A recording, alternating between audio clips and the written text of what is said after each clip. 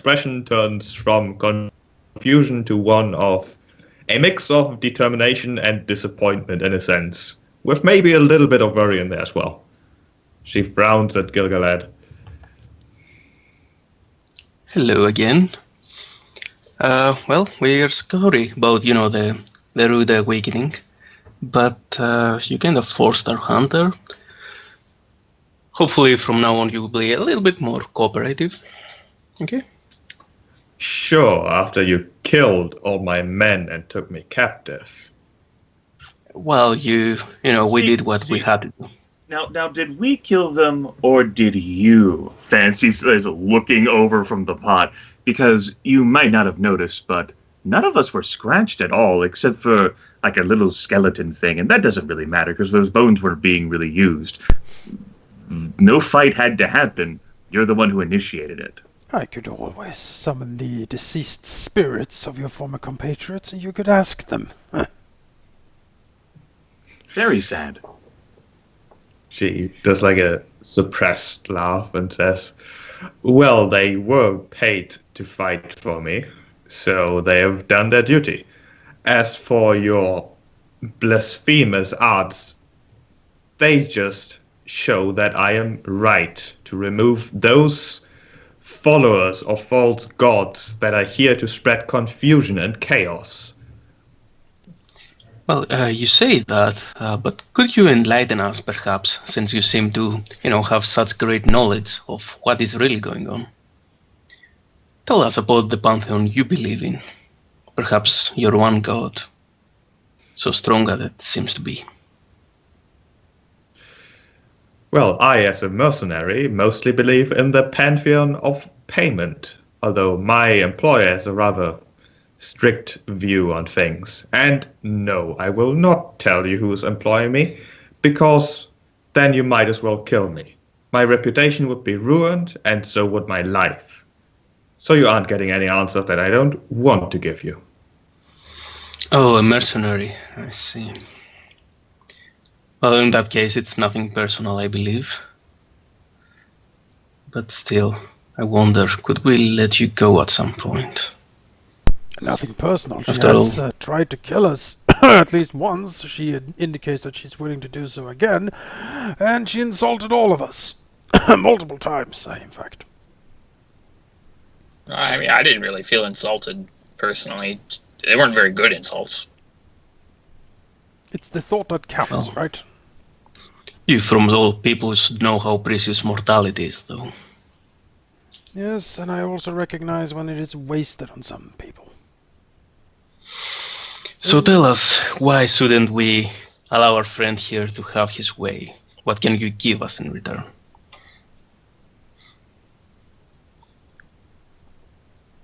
Is he perhaps right? I can tell you that my order was to retrieve a vial of a rather, he smiles, vile liquid that he is carrying that has the potential to cause much harm in the wrong hands and much good in the right hands. That aside, I do know that my employer enjoys the removal of fringe elements from this particular continent, so I figured I'd take the initiative. It was nothing personal. So what good and what harm will come from using the liquid? I am not sure. I'm merely a pawn, as it were. I'm paid to retrieve things and or tie up loose ends occasionally, but that's about all I get told. Anrakyn holds up the little pouch with the letter note on it. And this? It is believed to be an item retrieved from a group that was causing concerns, to say the least. The group was arrested, and that item retrieved. I am supposed to deliver it to Coppergate, to a person called Grimith. Arrested by who? By me, of course. Ah, and your authority is what, exactly? My authority is that of the sword. Alright, a kidnapper and a bandit, then. a registered kidnapper and a bandit. Doesn't make much difference.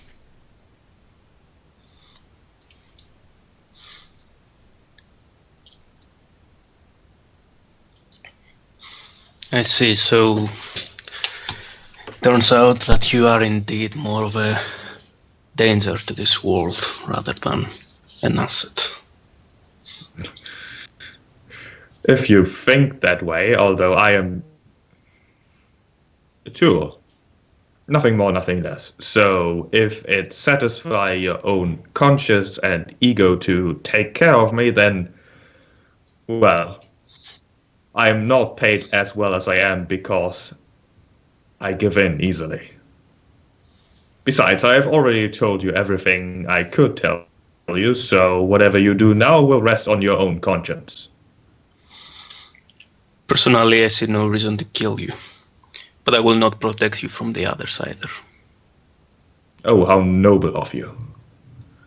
Graham walks over here and looks at the others and says, what will be the conclusion then? She looks to Anrakyn and to Fancy.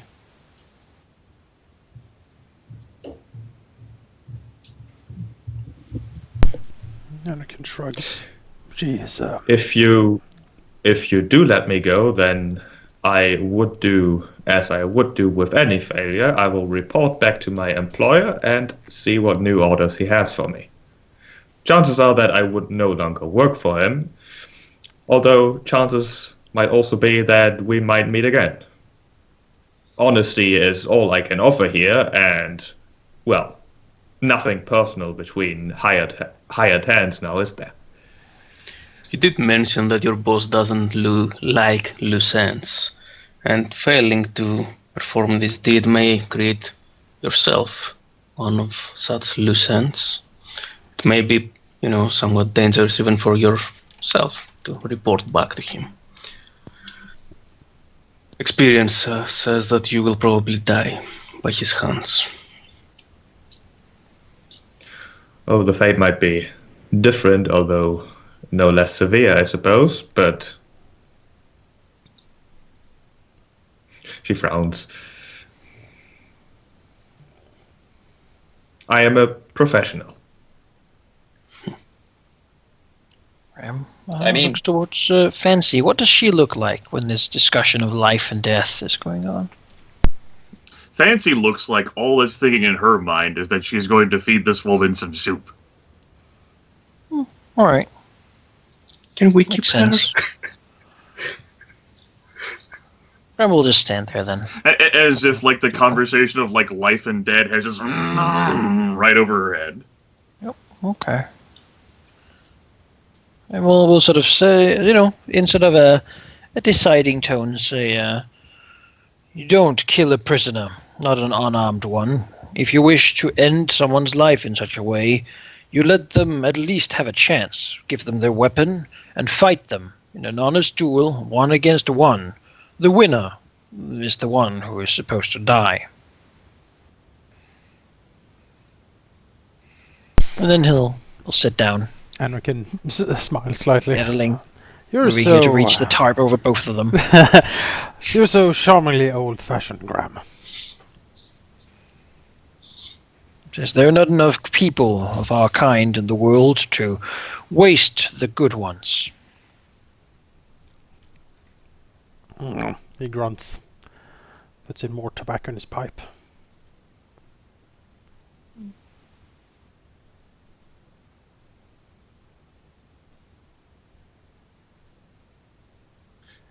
She frowns. Now I believe Miss Fancy has made you some soup.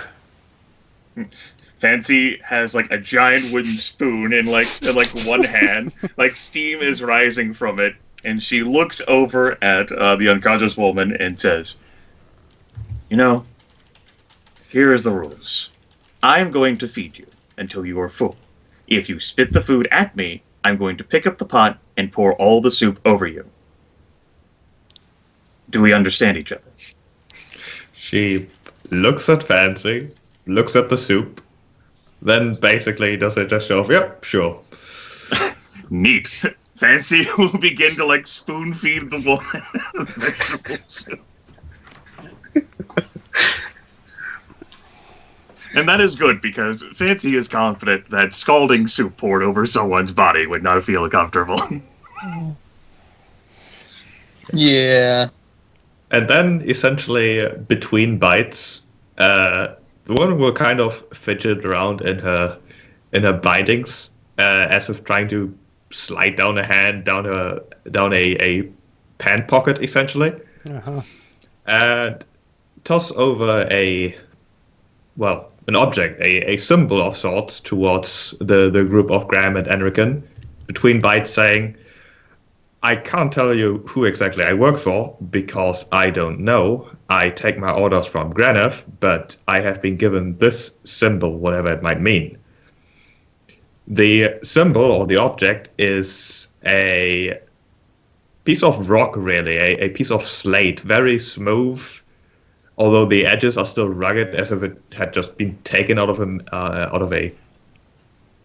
layer of rock, essentially.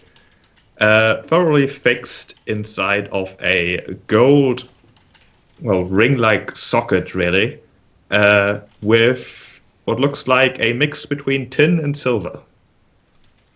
Sort of intermixed to make a sort of grey alloy.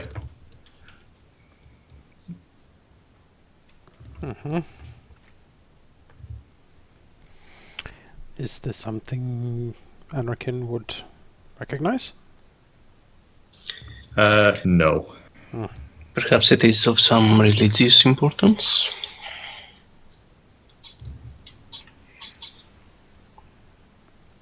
Would Gil have seen a similar symbol? You could give me a skill check, a religious skill check, with a background that signifies your religious studies, in a sense. Let's see, I believe the cleric of the night sky table in Respite would apply for that, right? Sure. Okay, so that is... do I apply the level on this, or just Yes. Yes. Okay. And a ability score that seems fitting. I think, since it's kind of about memory and such, intelligence would work. Nice. So let's get the cleric stuff and intelligence. And that is a 20 total. That macro is still very confusing. Gil-Galad doesn't quite recognize what this might be from, although the religious vibes are definitely very strong. It's definitely not magical. It doesn't seem to have any practical purpose. It does sort of, maybe, if you look at it in the right light, resemble the piece of slate, that is, the thin layer of rock, might resemble the scale of a dragon. The grey. It is certainly not a well-known symbol, otherwise Gil-Galad would definitely know it. Graham leaves it on the ground. Yeah, Gil will mention that the symbol may be of some perhaps hidden cult or something, or a forgotten god, someone he doesn't really know about or cannot really remember it right now.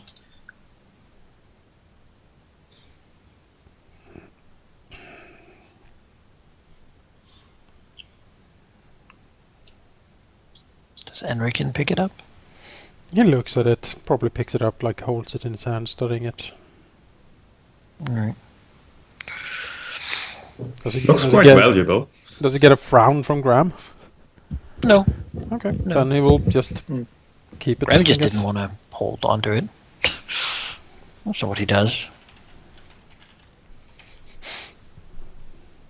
These dead hands can't hold things. Well, if it's a forgotten god, perhaps in your time it was more, of a well-known one. Too many gods have been forgotten in time. I see. Forgotten or changed. Anrakyn nods sagely as he draws on his pipe. Much. much forgotten, much death lies in the deepest, darkest places of the world. Fancy Perhaps, looks up Zax- from the woman. Excuse me. Anrakyn blinks. It's there is a lot of So Anrakyn. there is a lot of forgotten tombs and darkness in the deeps below. And sometimes someone that comes up erupts. He shakes his head. The repercussions are cataclysmic. Oh. He slightly shivers, almost like he's freezing. Oh. Hmm. The Etterling takes out a blanket and wraps it around Anrakyn. He huddles in it for a little bit, Moves up to hold the tarp again. looking into the fire.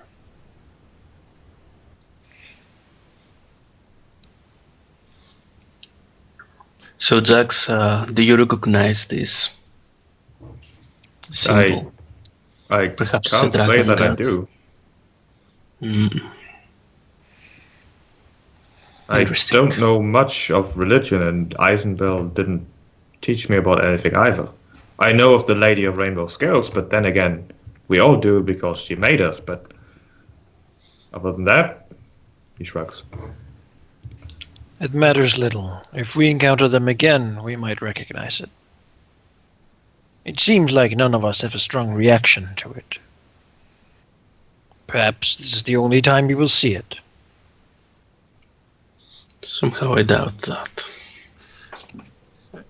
Fancy presumably finishes feeding the woman the soup and will pull out like a small piece of cloth and begin to like wipe around her mouth.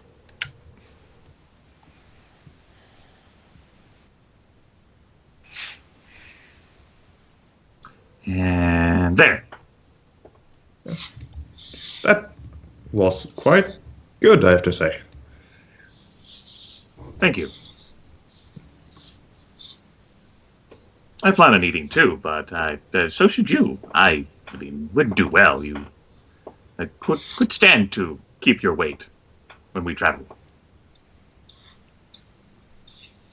I mean, you don't have anyone else. The horses are all gone, so you're going to have to do quite a bit of walking, one way or another.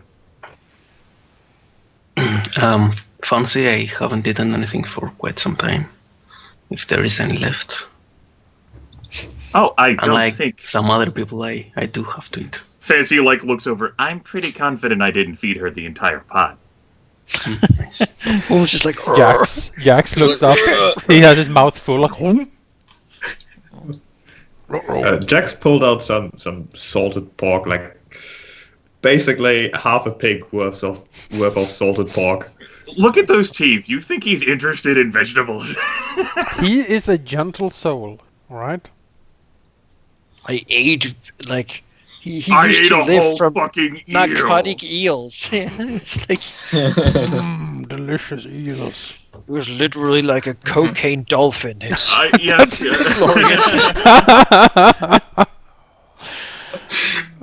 Jack's cocaine true. dolphin blacktail.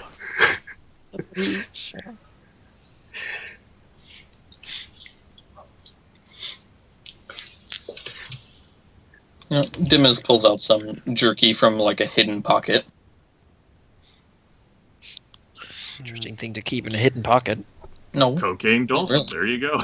Yeah, it's, oh boy. So it's a soup, you say. Gil probably would, kind of impue it with quite a bit of sugar, actually, before he eats it. Sugar. That is not going in the pot. This soup? No, it's just in his Right. cup. Does he Is have that like an a elven thing? Is does that he have like something a elves do? does he have like a sugar, like a block of sugar, like cuts a piece off and like throws it in? Like, He does seem to carry quite a bit of sugar, actually. okay. Would Graham, having spent time with him, know that this is a thing that elves in general do, or is it just something he does? It's probably not a common thing among elves. Okay, I mean, maybe But they for love some reason things he sweet. has So, taste. so like, Well, Gil-Galad the- dips his cup in and then Yeah. The fruits in the desert around Respite, or rather in the river delta there, are pretty damn sweet. So that might be why elves prefer It's probably everything one of the with sugar. things, yeah. Graham would mostly know if they used to love things really sweet, which they probably didn't. But maybe they do now. Back in my pain day, the only thing they ate was pain. Bark. Nails. Well, he doesn't say anything. He's just observing people.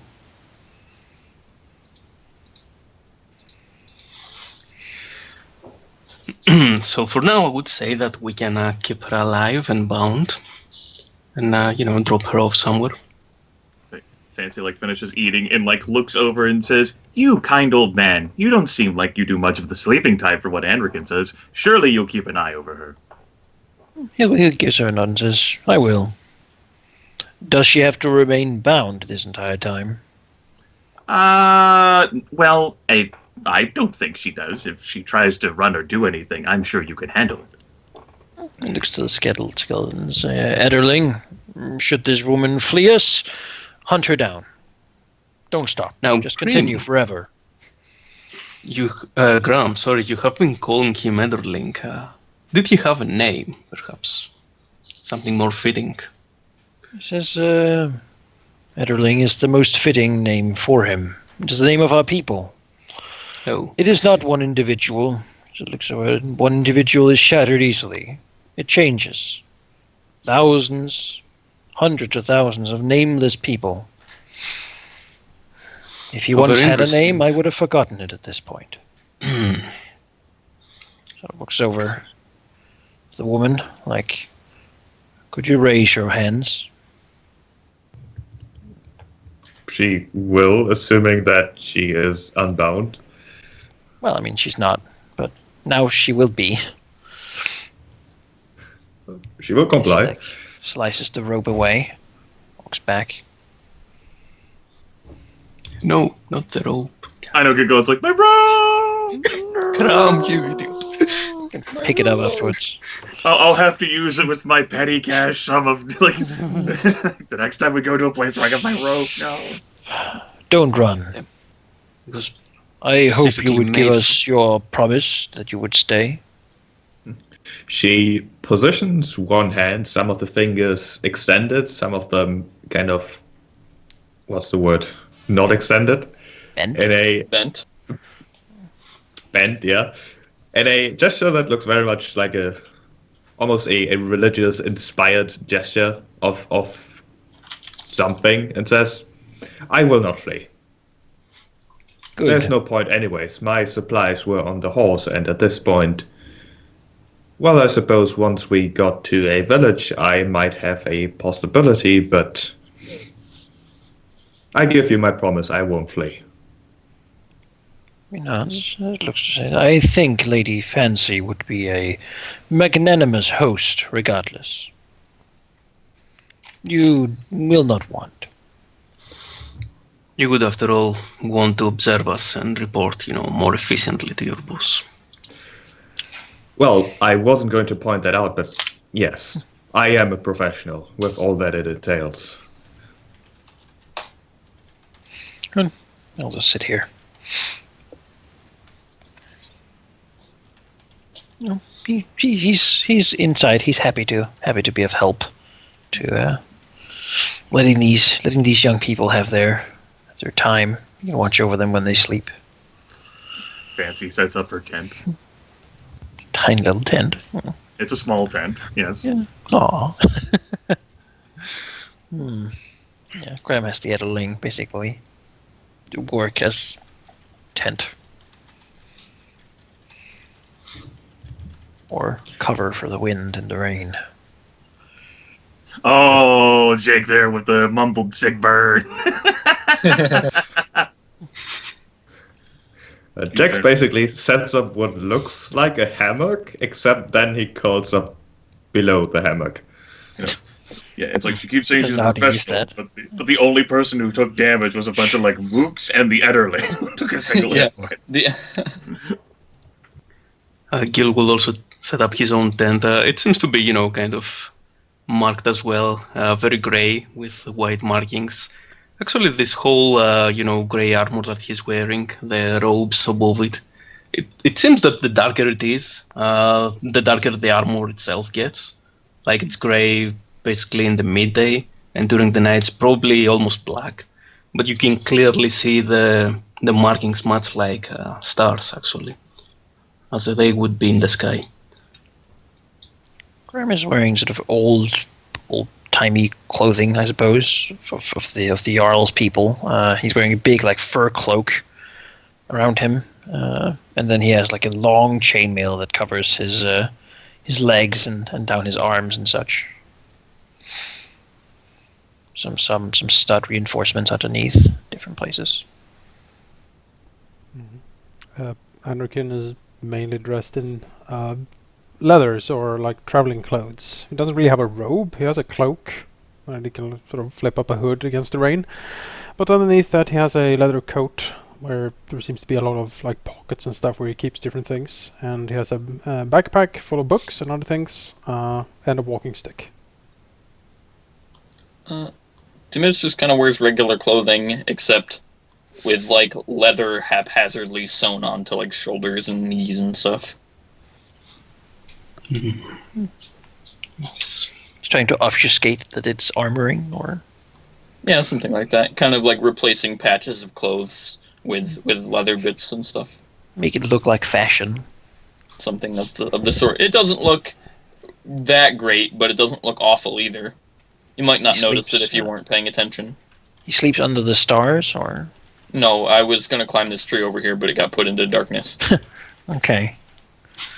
This lady here, I assume she doesn't have anything, so All of it went with her horse, who yeah. ran away. So Graham will actually look to Anrakyn and ask, "Do you mind?" As he picks up a corner of the big sort of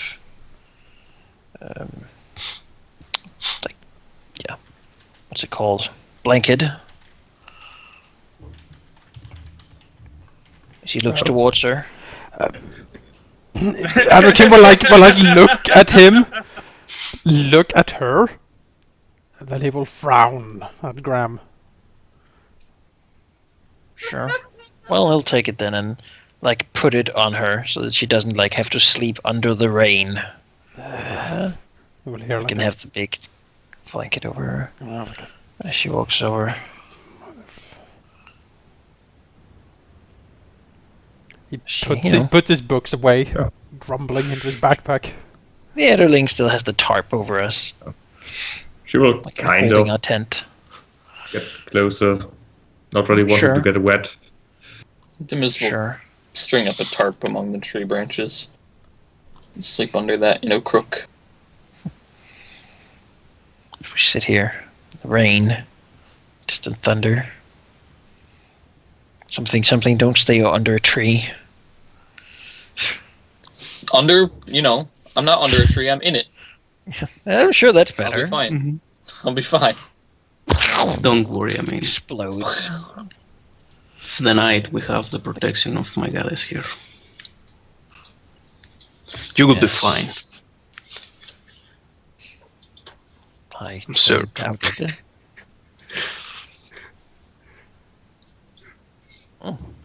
I will keep watch with Anrakyn, I imagine. All right.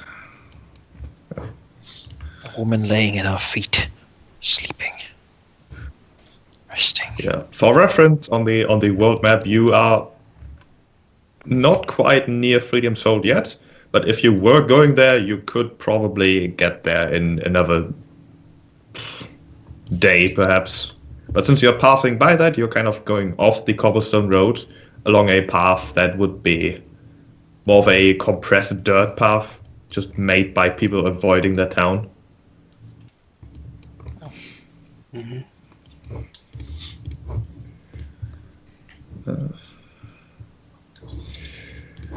So with that, the next day would approach, unless there's anything anyone wishes to do during the night. Imagine we just, again, we probably have consolidated our notes on what we've learned in our time apart, or I guess maybe we recently met at the tavern, so we'd still have some things to talk about and share. Maybe. From our travels apart, what we have found, basically. I imagine we should have worked to get both of us up to date. Yeah, share my notes. Yeah, you probably have more than I do. Yeah, the lot of notes. You know, maybe I sometimes find something. Something other. So, The dark deeps of the world. with Graham watching the night then, do you want to do what you were planning to do, Jonas? Because he won't notice. Yes. Alright. Give me a description then. There's nothing to describe, really. In the morning, she is just cold and dead on the ground.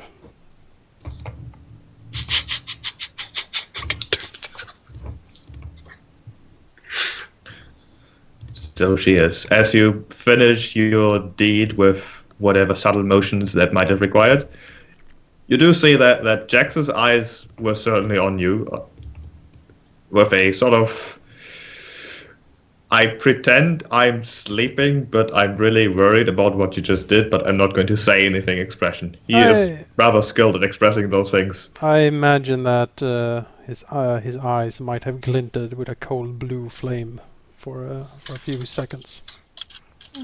Graham didn't see anything. He was watching the other direction for something lurking in the night.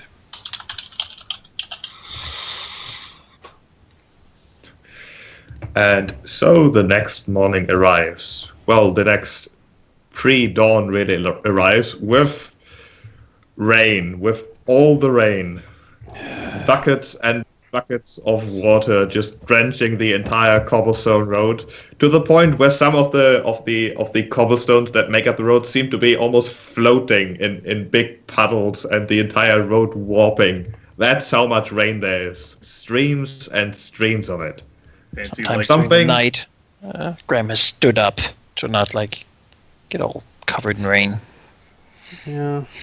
Anrakyn might have also done something like he doesn't really he has books and stuff. Like he would have gone maybe even over to a thicker tree or something, or just to get as much cover as possible. I don't know. Meanwhile, Dimezz is 100% dry, what with a tarp and the, being off the ground.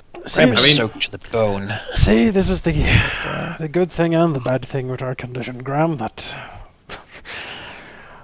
we can't just sleep through this stuff, but at least we can stand up. Yeah. The At this cold point, is biting at my very center. the sun I just hate peeking rain. over the horizon. Gil is gonna wear his rain cloak. Helps to be prepared. Although this month's rain may be a problem. Had enough of bad weather when I was alive. Yes, from the stormy north. You told me about the snow and the cold. Ice, death. It seems... Everyone else gets up. I stand around talking about that stuff. In the rain with a skeleton Yeah. holding up this thing, feebly trying to keep the water off of. Maybe you see a bit of He's the just water... standing here keeping a cone of viewing to basically the road. Maybe you see a bit of the water sort of supposedly hit Anrakyn, but sort of floats off him, as if he sees something around him, maybe that sort of repulses some of the rain. Graham doesn't. His clothes are completely soaked. Yeah. Just everywhere water. His beard, his hair. Body's shaking slightly to try to keep warm, although that doesn't really work because it doesn't really do that anymore. It's just a strange sight.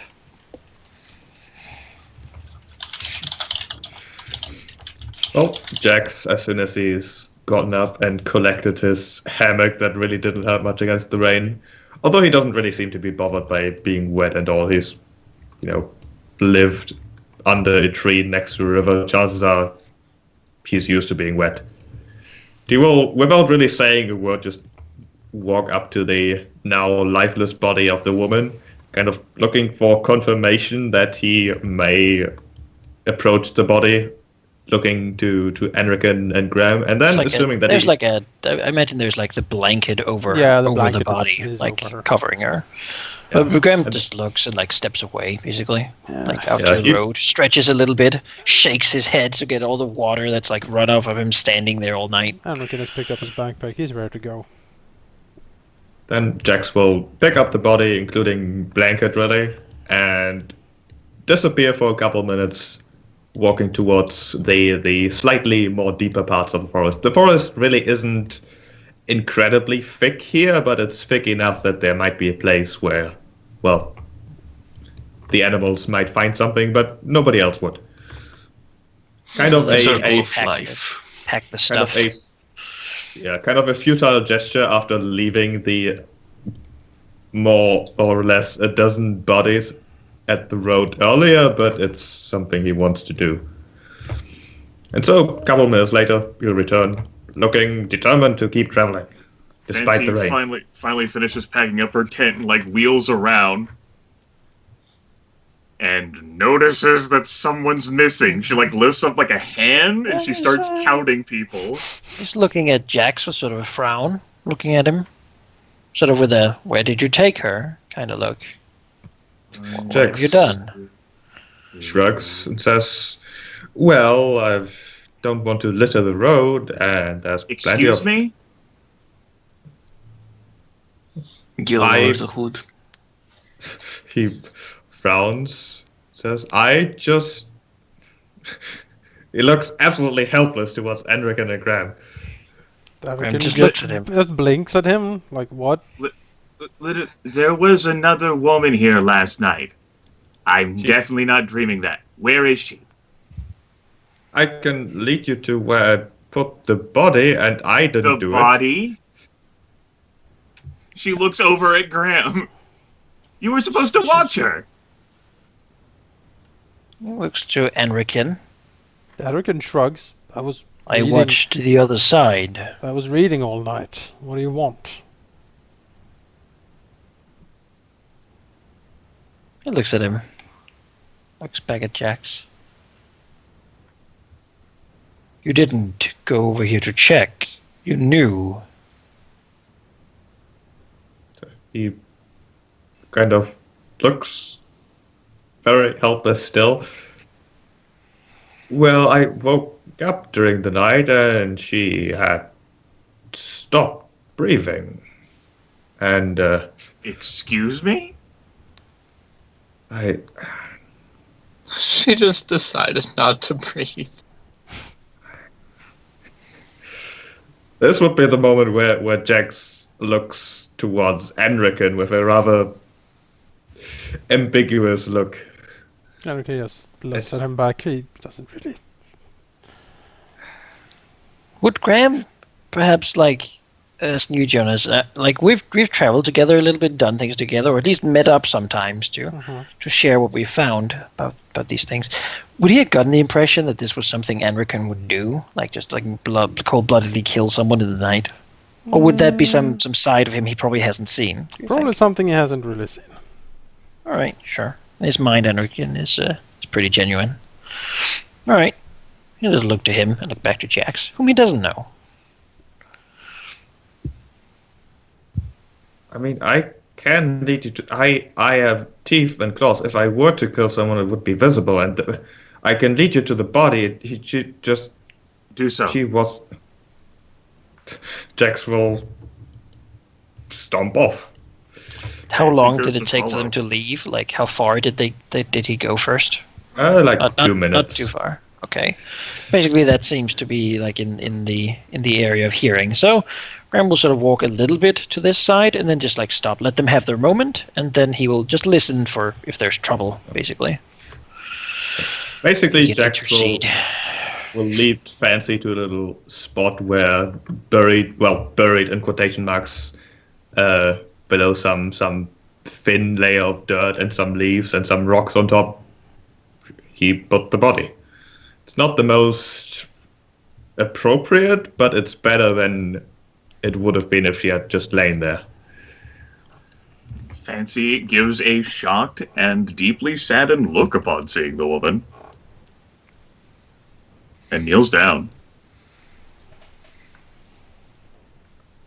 Like, moves the woman's body. Definitely no teeth or claw marks.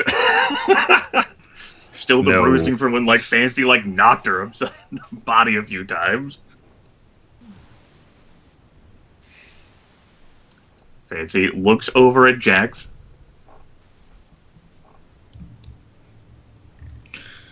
Jax just kind of points out his claws and teeth and then gestures towards the body.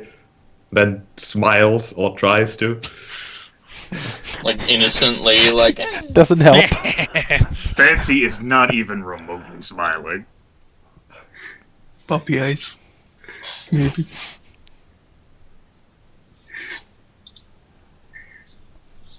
How did this happen, Jax? He sighs, mumbles.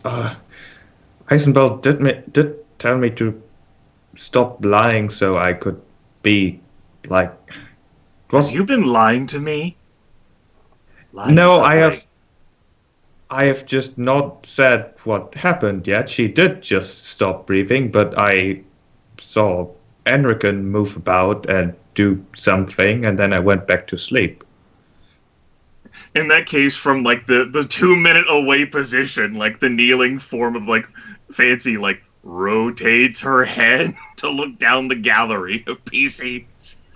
Graham is like at the Edderling trying to like dry the blanket that he had given the lady, who's now like completely wet on the outside. So packing it into the Edderling's pack, basically. Not really paying attention.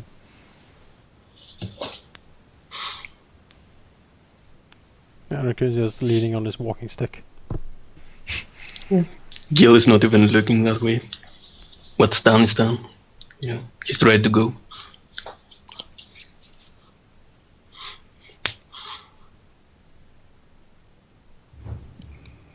Fancy looks back to the woman. I didn't even ask for your name. I don't know whether you even have any... Can't take you anywhere to be buried.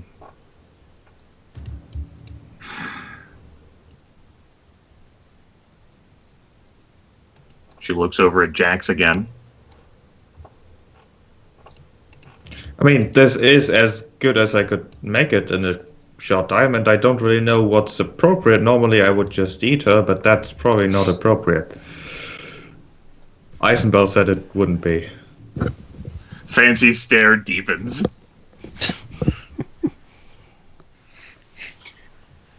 Back on the suspicion list. She will push herself up from the muddy forest floor and say, "Let's go." Jax nods. Well, we should keep traveling despite the rain. I mean, the faster I get to Minett, the faster I can make sure that Eisenbell doesn't have to do what she's probably doing. Very well, let's keep walking. Perhaps after this whole thing, looks to Fancy, we may want to speak to this Grimith, if we can find that character. I have heard sometimes that an employer might put a spell upon their employees so that they may suffer a fatality should they be captured. Anrakyn shrugs. Nothing so elaborate. It's cold, it's raining. She was wounded from a fight.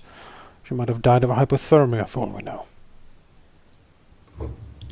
He sort of She was a mercenary. touches the thick woolen blanket, so sort of slightly Fancy- saddened at that thought. Fancy looks over at Graham like she wants to believe, but Anrakyn's words like jar her, and her teeth visibly clench. Her jaw visibly clenches.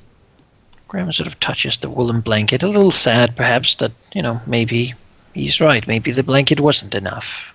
Maybe it's It not was the all he best had. condition, He doesn't use it much. It's nice. He keeps it to keep generally traveling companions and such. There's always some unfortunate person on the road who is traveling alone and sleeping in the cold and such, and Graham doesn't need it, and that person might. They're young and probably haven't experienced life as he has. So.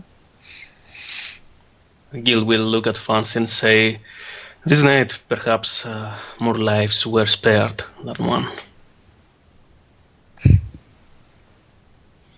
Fancy has nothing to say. Well, suppose we continue on then. Indeed. Onward! Glum mood in the rain. As we all cry for To the the bone. for the dead murderers. That Stepping in the mud. One among us. Strong first blood. I wouldn't. We're all murderous. Who will be next? What's that sort of story? Is that what Gil-Galad thinks as he walks the road? No one is safe. I shall not be next. I shall kill them all before then.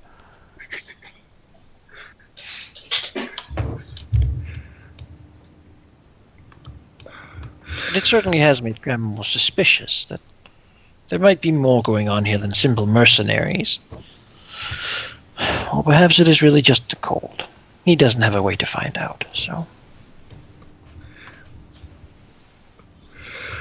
And so you travel on through the rain, and since you're kind of diverging from the path of the proper paved cobblestone road and going on a kind of bypass around Freedom Soul that merchants seem to do or use a lot, the road isn't exactly great in this rain.